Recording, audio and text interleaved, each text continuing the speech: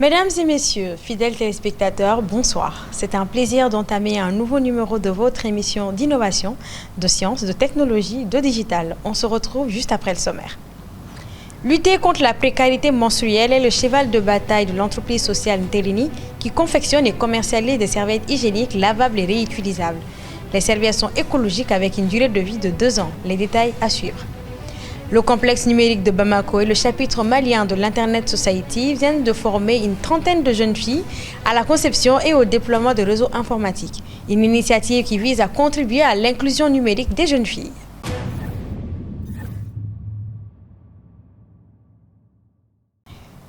Comme chaque année, le Sénégal a accueilli le très attendu concours panafricain de robotique Parc, un événement annuel qui a réuni les jeunes esprits les plus brillants du continent dans le domaine de la technologie et de l'ingénierie. Le thème de cette année, l'avenir est maintenant, a mis au défi les participants de développer des innovations technologiques pour propulser le continent africain vers la 5e révolution industrielle. Le Mali a été brillamment représenté par 2 équipes exceptionnelles, Donifab et Robo Mali, qui ont piqué les meilleures récompenses. On vous en parle.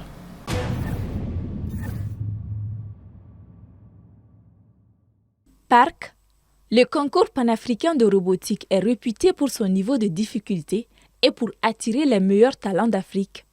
S'étant déroulé au Sénégal entre les 22 et 29 juillet, les participants étaient appelés à concevoir, programmer et présenter des robots et innovations technologiques capables de réaliser des tâches complexes en un temps limité. Cette compétition a mis en avant l'ingéniosité, la créativité et la capacité à résoudre des problèmes techniques en temps réel. On a fait la compétition à la catégorie Stars. On a ressenti une fierté de le remporter car c'était notre toute première fois de participer à cette compétition. Et au final, on s'est retrouvés gagnantes de la compétition. Donc ça a été une fierté pour nous et pour toute l'équipe. Donifab, un Fab Lab populaire du pays, a donc formé une équipe passionnée de robotique. Ces jeunes talents ont relevé ce défi avec brio.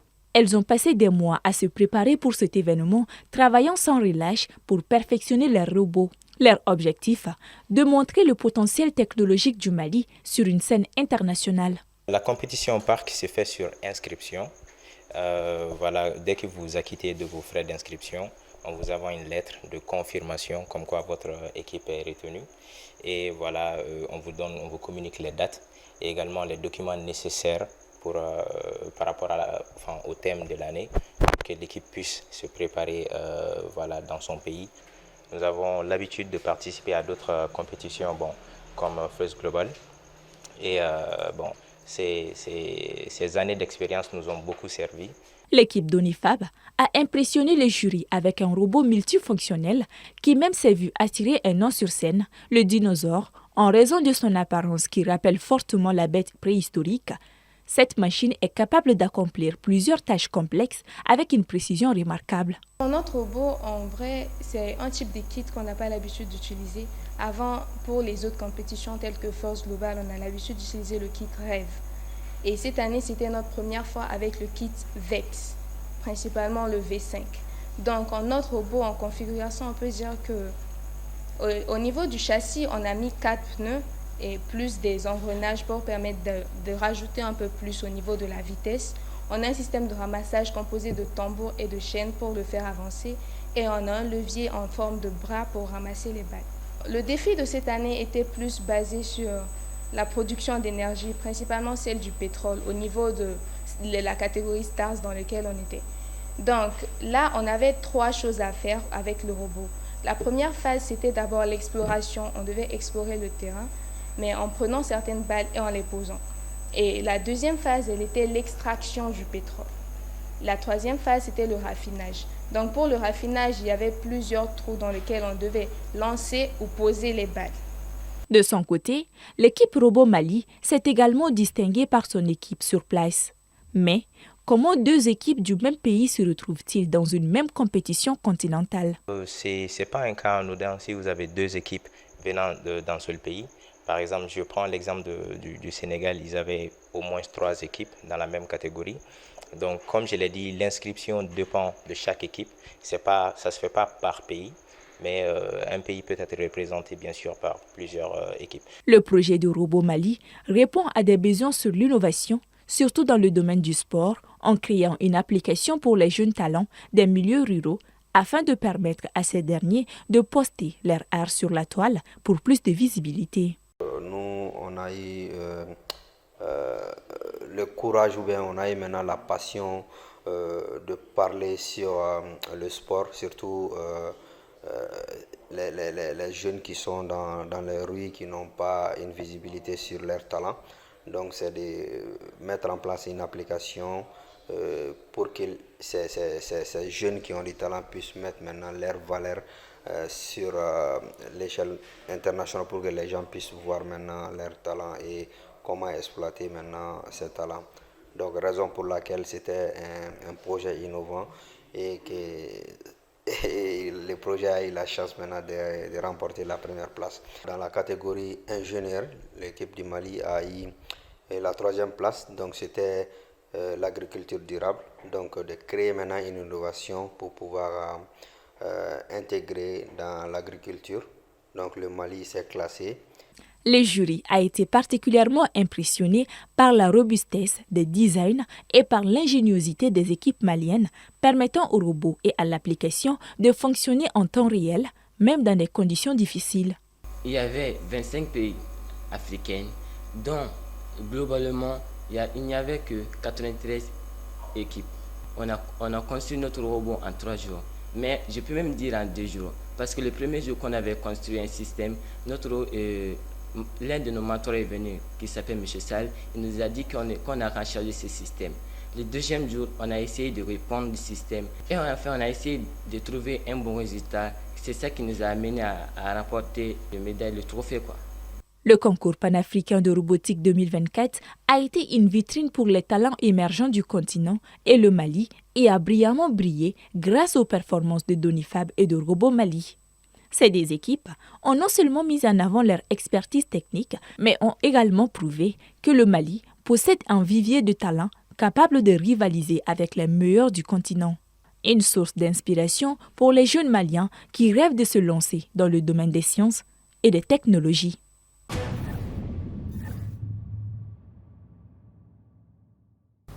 La précarité menstruelle touche de nombreuses femmes et jeunes filles au Mali, surtout en milieu rural. Lutter contre cet état de fait est l'objectif de nombreuses jeunes dames, dont certaines qu'on vous a présentées dans de précédents numéros de Malinov. Aujourd'hui, la start-up Innov s'intéresse à l'une d'elles. Il s'agit de Aminata Sempara. Elle a lancé sa marque de serviettes hygiéniques lavables et réutilisables depuis qu'elle était sur les bancs. Aujourd'hui, elle se réjouit d'en avoir vendu jusqu'à 120 000. Start-up Innov, ce soir, c'est Nterini.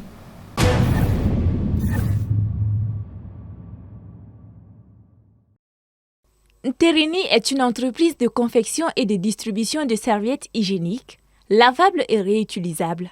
L'entreprise est le fruit de la passion de sa promotrice Aminata Sempara de lutter contre la précarité menstruelle. À cet effet, elle a commencé l'aventure Nterini en 2021 depuis qu'elle était sur les bancs. Quand je créais Nterini en 2021, j'étais étudiante en journalisme. Donc, il faut savoir qu'à ma sortie de l'université, je m'étais assuré un emploi déjà.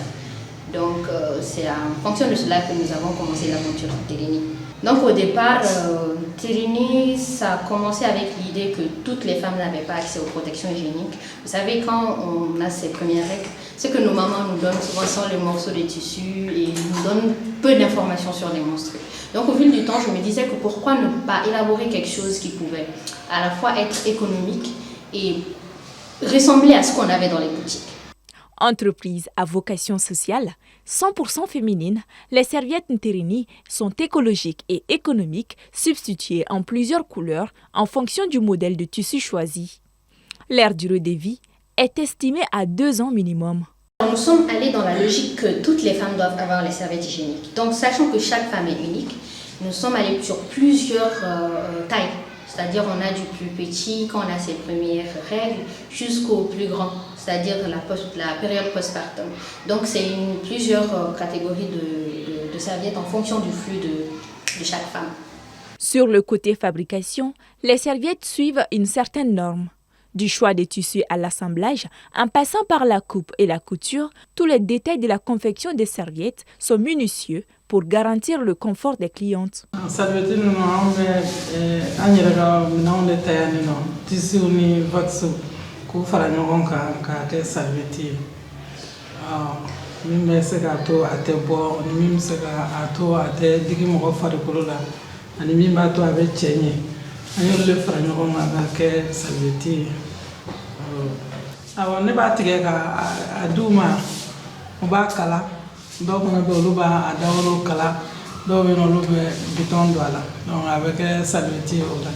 L'entreprise recommande à ses clientes d'éviter l'eau de javel et la poudre de lessive pour nettoyer leurs serviettes.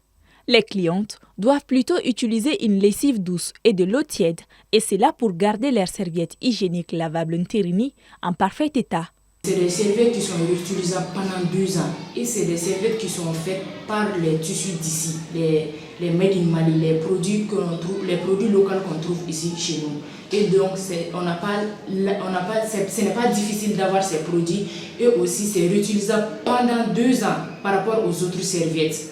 Et c'est des serviettes qui n'irritent pas, qui ne donnent pas des démangeaisons ni de l'infection. Et c'est des serviettes propres et fabriquées avec des cotons purs. Le digital a été un point très important dans l'évolution de notre entreprise.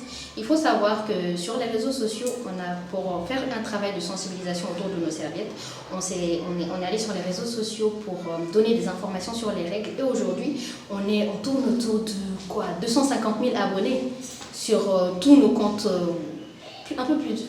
près de 300 000 abonnés sur tous nos comptes.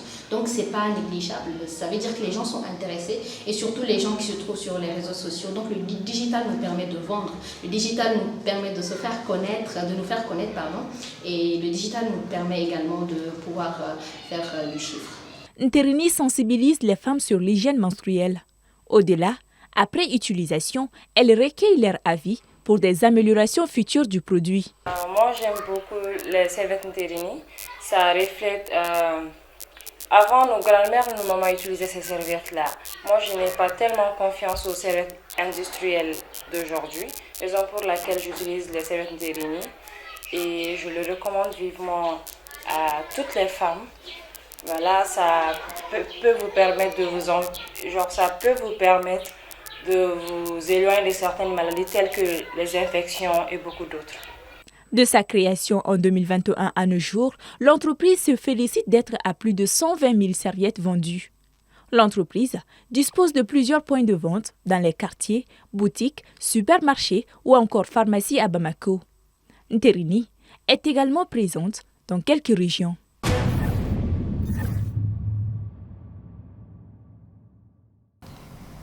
Les passionnés d'astronomie et les amateurs de phénomènes célestes ont de quoi se réjouir cette semaine. Une super lune bleue a illuminé le ciel cette semaine selon une annonce de la NASA, un événement rare qui se produit seulement à quelques occasions chaque année lorsqu'une pleine lune coïncide avec une position particulière de notre satellite naturel. Les super lunes bleues se produisent lorsque la lune atteint le périgée, en d'autres termes le point de son orbite le plus proche de la Terre. Cette proximité permet à la Lune d'apparaître environ 14% plus grande et 30% plus lumineuse qu'à l'ordinaire, offrant ainsi un spectacle impressionnant. La Cité de l'Espace précise que ce phénomène est l'occasion idéale pour observer la Lune sous un jour différent. Malgré que ce phénomène soit appelé lune bleue, cela ne veut absolument pas dire que la Lune sera bleue. Ce nom est dû à la rareté de l'événement. En réalité, la Lune apparaît même plus orangée que d'habitude, un effet dû à l'épaisseur de l'atmosphère terrestre que la lumière traverse. Les rayons lumineux de courte longueur d'onde, comme le bleu et le violet, ont davantage dispersé par des particules présentes dans l'air, laissant les teintes rougeâtres et orangées dominer notre perception. Comme l'explique la NASA, une lune bleue désigne la deuxième pleine lune observée au cours d'un même mois. Un phénomène similaire s'était produit l'année dernière à la même période. Notre coup de cœur de ce mois n'est pas une application, mais une trentaine de jeunes dames désormais formées et outillées à la conception et au déploiement de réseaux informatiques. Les dames ont appris à planifier, concevoir et déployer des réseaux locaux en passant par les méthodes les plus répandues pour connecter un réseau à Internet mobile, à l'ADSL ou encore à la fibre, mais aussi à l'établissement de connexion. Pour ces jeunes filles, il s'agit d'un tremplin vers leur future vie professionnelle. Les détails en images. C'est dans l'enceinte du complexe numérique de Bamako qu'après près d'un mois et demi de formation, 30 jeunes dames se sont vues certifiées sur les bases du déploiement de réseaux informatiques. Une cérémonie présidée par le secrétaire général du ministère de la Communication, de l'économie numérique et de la modernisation de l'administration et qui a réuni plusieurs acteurs du numérique. Objectif, récompenser l'ingéniosité des apprenantes. C'est une formation qui a duré à peu près 2 mois, où les participantes ont fait à peu près 1 mois et demi de formation en ligne avec le passage d'un certificat. Ceux qui ont pu valider les modules ont pu avoir leur certificat. Au début, ils étaient à peu près 84 et à l'arrivée, c'était je crois, 38 qui ont pu vraiment valider le module. Et avec ces 38-là, nous avons fait aussi des phases pratiques. Donc c'est une formation théorique et pratique en même temps qui s'inscrit dans le cadre de la Journée internationale de la jeune fille en technologie, qui est chaque année célébrée le 4e mois de l'année, la 4e semaine du 4e mois et le 4e jour de la semaine. Donc c'est une journée qui est communément appelée Girl and ICT Day. La dite formation a été organisée par le complexe numérique de Bamako en partenariat avec le chapitre malien de l'Internet Society et d'autres associations qui prônent le numérique. Sachant que le complexe numérique de Bamako de base vise à construire et rendre opérationnel un complexe numérique qui sera le pôle du développement des TIC au Mali axé sur la formation des compétences. Le complexe numérique, dans sa mission, est une institution aussi de formation, donc notamment dans les métiers du numérique, de la formation initiale à la formation continue jusqu'à la reconversion. Donc c'est tout à fait une activité normale et quotidienne qui rentre dans les missions du complexe numérique. En formant ces jeunes filles dans ce domaine, nous formons non seulement un vivier, mais aussi c'est des futures entreprises comme ça, parce que la personne qui vient d'être formée, si elle utilise, surtout on leur a déjà aussi donné non seulement des applications, mais un kit qu'elle peut utiliser pour faire des petites prestations. Si pour les organisateurs, il s'agit d'une mission de formation dans l'objectif de contribuer à l'inclusion numérique des jeunes filles, pour les bénéficiaires en revanche, c'est plus une opportunité d'évolution dans la vie professionnelle. Tout d'abord, on a commencé 1 mois de formation, les cours en ligne qui étaient basés sur les langues, les WAN, les dépannages, etc. C'était 15 modules avec 6 devoirs et chaque module, il a un contrôle de connaissance. Ça m'a appris à comprendre la fabrication des câblages, la configuration des différents routeurs. Et ça m'a permis aussi de manipuler Cisco Pressure. J'ai appris à faire des câbles croisés, câbles droits, à configurer un routeur. Ça me servira dans le monde professionnel parce que moi je fais énergétique. L'énergétique et le réseau est un peu lié. En électronique, on a besoin de faire des câblages pour connecter la salle de supervision. Genre ce que le DEM fait et puis la SOMAGEP pour téléviser les... Les participantes ont également été formées aux problèmes de maintenance les plus fréquents ainsi que les techniques de résolution de ces problèmes. Elles bénéficient à cet effet de kits constitués de matériaux de base qui vont les aider au déploiement des réseaux informatiques et la maintenance.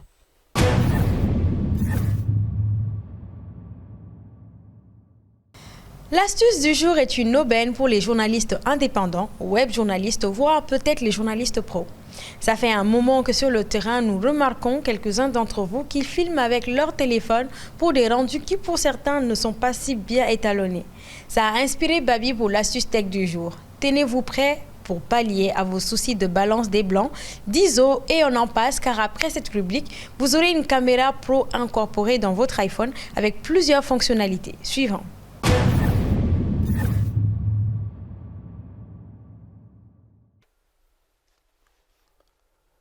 Pour les initiés, la référence pour filmer des vidéos professionnelles avec l'iPhone, c'est Filmic Pro.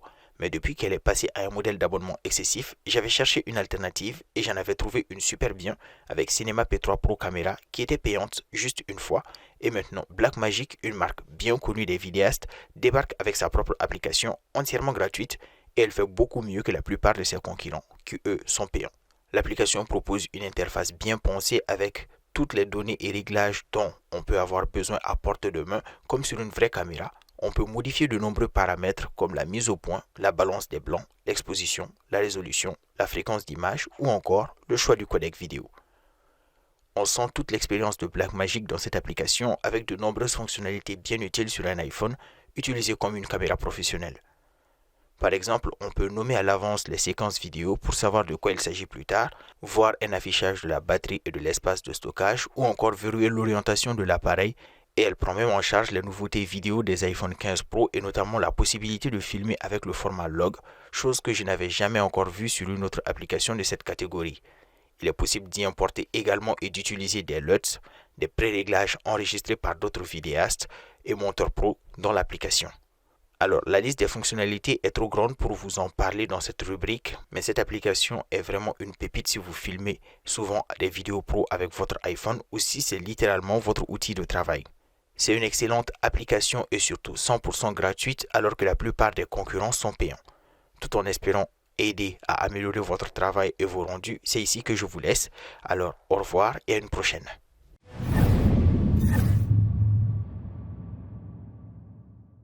C'est la fin du numéro 126 de votre émission. Merci à tous de l'avoir suivi et pour votre constante fidélité. On se dit à la semaine prochaine, même heure, même plateau, pour ne rien rater de l'actualité autour du numérique.